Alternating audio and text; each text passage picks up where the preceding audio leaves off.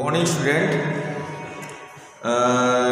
In continuation of my subject administrative law, जैसा कि आपको पता है कि प्रशासनिक विधि का जो मेरा लेक्चर था वह प्रशासनिक विधि का इंट्रोडक्शन, प्रशासनिक विधि है क्या और परिभाषा जो विभिन्न जूरिस्ट्स ने दिए हैं प्रशासनिक विधि को लेकर, मैं इस पर चर्चा कर चुका हूं। आज मैं चर्चा करूंगा nature and scope of administrative law. Nature and scope of administrative law, जैसा कि हम सभी जानते हैं कि बदलते परिवेश के कारण और लोक कल्याणकारी राज्य की परिकल्पना जो भारत के संविधान में निहित है और जो विभिन्न प्रकार के और भी कार्य प्रशासनिक अधिकारियों पर आरोपित किया गया है, निश्चित किया गया है संविधान के तहत उनको काम करने की जो बाध्यता है, इन सारी चीज़ों पर अगर हम गौर फरमाएं तो हमें लगेगा कि जो आज के जो प्रशासनिक परिवेश हैं वो पहले के परिवेश से बहुत कुछ बदले हैं और इस बदलाव का एक कारण नहीं है, इसके बहुत ढेर सारे कारण हैं। जैसा कि हम सभी जानते हैं कि परिस्थितियां बदल रही हैं, समाज बदल रहा है, समाज की एक्सपेक्टेशंस बढ़ रही है और सरकार के कार्य भी सीमा क्षेत्र भी कार्य की सीमा भी लगातार बृहद होता चला जा रहा है और इसी बृहदता की दृष्टि को ध्यान में रखते हुए प्रशासनिक अधिकारियों, प्रशासनिक विधि जो है वह भी अपना बृहद रूप, बृहद आकार लेते हुए चला जा रहा है। जो भी आज कार्य करना है प्रशासनिक अधिकारियों को प्रशासनिक विधि के सम्मत ही करना है। There are lot of multifarious works enshrined in the Constitution of India to the administrative officers. Administrative law, as per the administrative law, administrative officers, they can execute their works, they can execute their policies, they can discharge their duties. वो अपने काम को संपादित कर सकते हैं, अपने कार्य को क्रियान्वित कर सकते हैं। और नेचर, पहली बात जो प्रकृति है प्रशासनिक विधि का, इसके तहत हम तीन चीज़ों को देखेंगे। Legislative and rule making, number one है लेजिस्लेटिव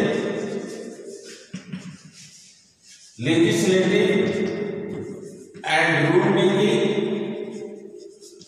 प्रशासनिक विधि। लेजिस्लेटिव मतलब अभी हम बता रहे हैं legislative and rule making, judicial and adjudicative, judicial and adjudicative, और नंबर थर्ड जो है वो purely executive, purely executive. Legislative का अर्थ क्या है? प्रशासनिक विधि का कानून बनाना भी है, रूल मेकिंग का भी काम है। प्रशासनिक विधि कानून बना सकता है। जैसे एक डीएम है, डीएम जो है district magistrate, he is considered as the public servant, he is considered as the administrative officer, लेकिन अपने जिले के उन्नयन के लिए, अपने जिले के सर्वांगीण विकास के लिए, अपने अधीनस्थ कर्मचारियों के लिए और अपनी सीमा क्षेत्र में रहते हुए विधि सम्मत, संविधान सम्मत प्रिंसिपल ऑफ नेचुरल जस्टिस के नियमों का पालन करते हुए वह कानून बना सकता है। और डीएम के द्वारा जो भी कानून बनाया जाता है विधि सम्मत अपने अधीनस्थ कर्मचारियों को लेकर संविधान सम्मत जो कानून बनाया जाता है वह कानून वैध कानून माना जाएगा।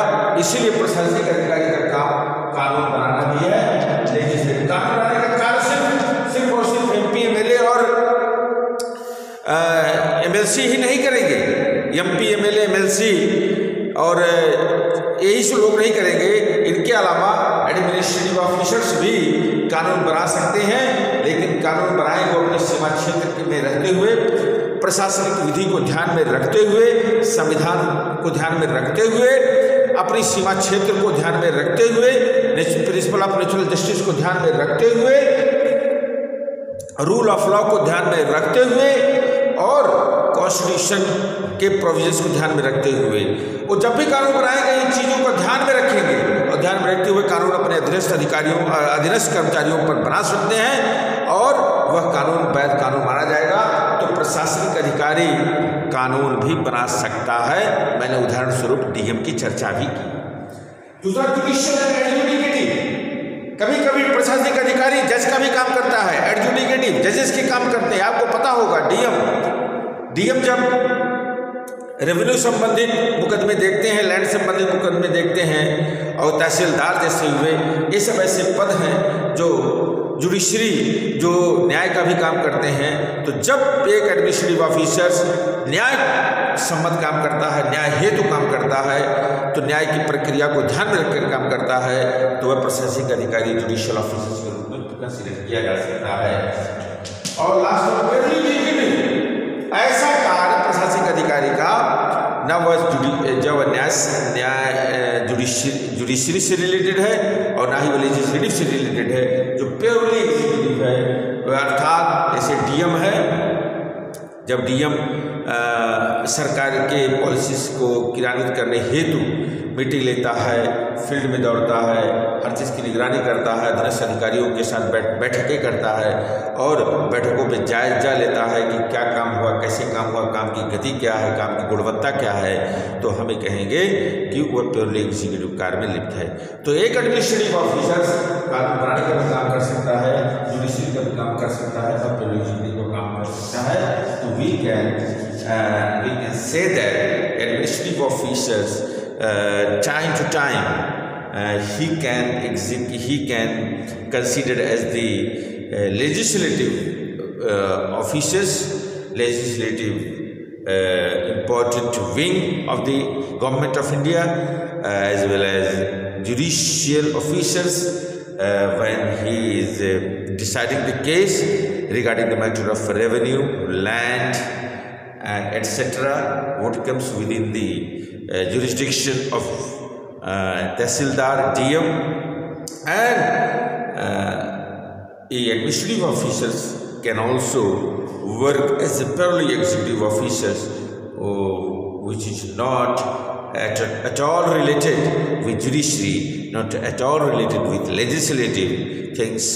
And when the judicial officers shall not work not in order of legislative law, in order of judiciary, shall be considered as purely executive. These things are very important. These are the nature of administrative law. मेरे से प्रशासनिक अधिकारी कानून बनाने का भी काम कर सकता है, न्याय देने हेतु भी कार्य कर सकता है और विशुद्ध, जिसको हम कहते विशुद्ध कार्यपालिक अधिकारी के रूप में कार्य कर सकता है। The scope of administrative law in our country is very much similar to that in the United Kingdom. The scope of administrative law, जो स्रोत है, जो स्कोप है, the scope of administrative law in our country is very much similar to that of the United Kingdom. United Kingdom की जो व्यवस्था है, स्रोत है, भारतीय प्रशासनिक विधि व्यवस्था, जो प्रशासनिक विधि व्यवस्था है, वो बहुत कुछ इससे मिलता जुलता है।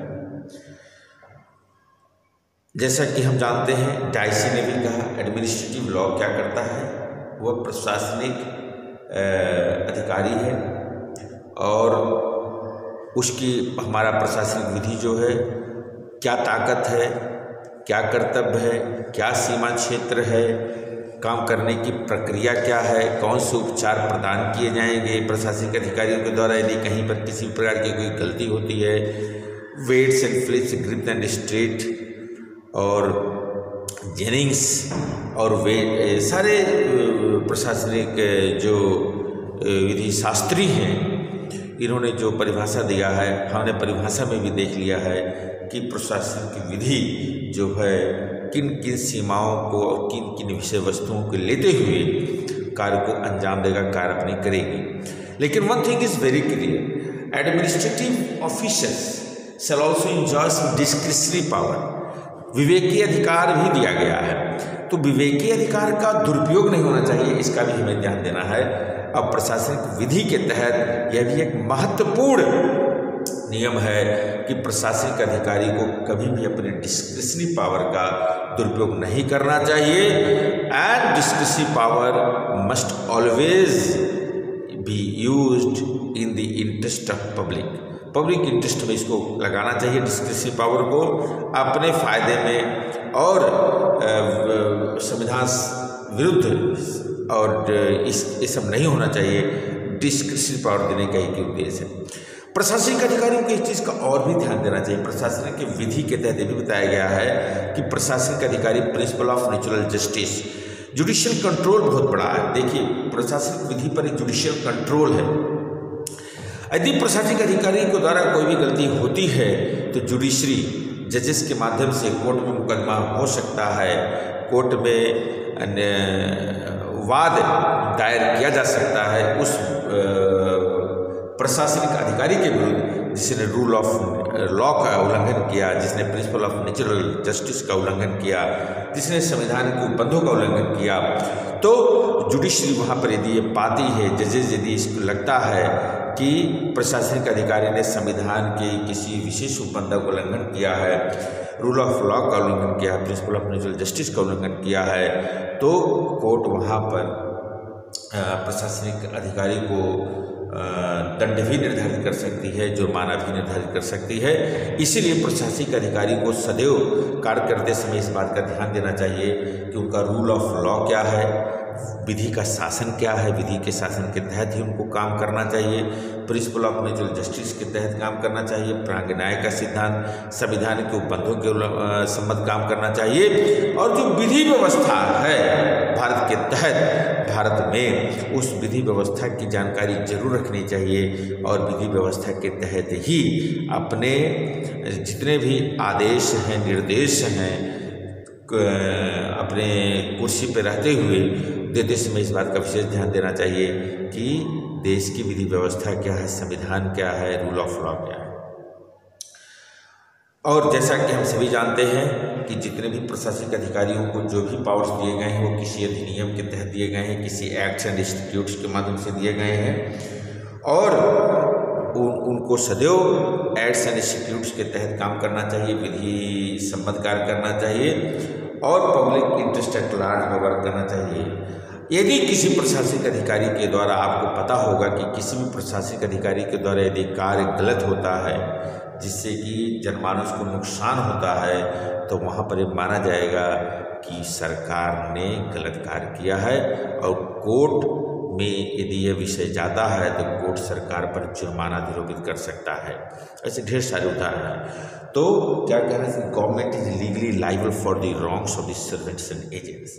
सरकार सदैव जिम्मेदार रहेगा अपने कर्मचारियों के कृत्यों का। यदि कृत्य सही नहीं है, आचरण सही नहीं है, जिससे कि जनमानस को नुकसान होता है, किसी भी प्रकार का उनको पीड़ा पहुंचती है, उनको आर्थिक नुकसान होता है, सामाजिक नुकसान होता है, तो कोर्ट के संज्ञान में यदि यह विषय पहुंचती है तो कोर्ट सरकार को फटकार लगाते हुए उनको निर्देशित कर सकती है कि इतना नुकसान हुआ, आर्थिक नुकसान हुआ है, इसकी भरपाई सरकार करे।